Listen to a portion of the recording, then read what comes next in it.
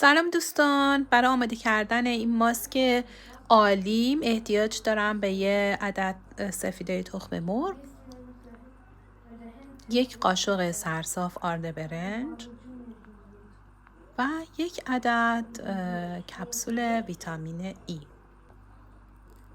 کپسول ویتامین ایمون سوراخ میکنم و محتویاتش رو داخل سفیده تخم مرغم میریزم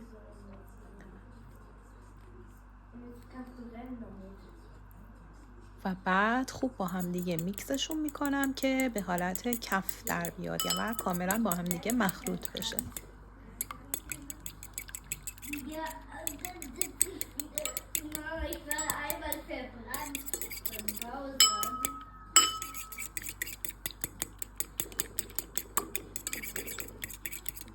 بعد نوبت آرد برنجه که یک قاشق آرد برنج رو داخلش میریزم و همینطور باز هم میزنم تا حالت یک دست بگیره و مثل خمیر بشه. خیلی نباید سفت بشه و خیلی هم نباید شل باشه.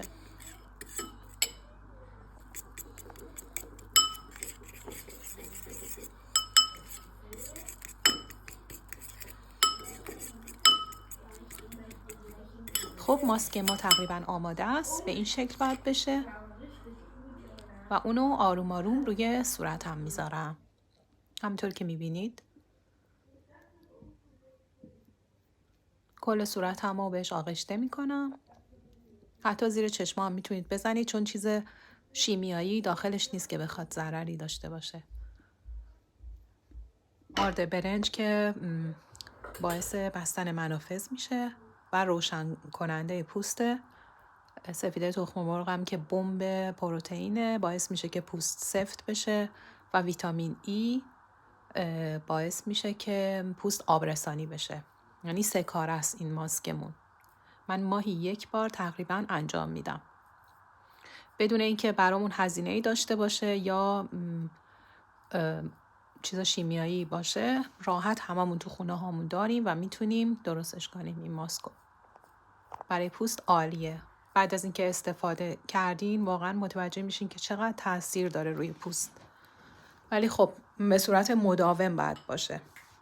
هر چیز رو با 1 بار نمیشه گفت. ولی خب همون بار اولم متوجه میشه آدم که چندین درجه پوستش روشن شده. امیدوارم که استفاده کنید و لذتش رو ببرید و در آخر میبینید که چقدر پوستم رو روشن تر میکنه این ماسک. اگه خوشتون اومد از این ویدیو لطفاً لایکش کنید.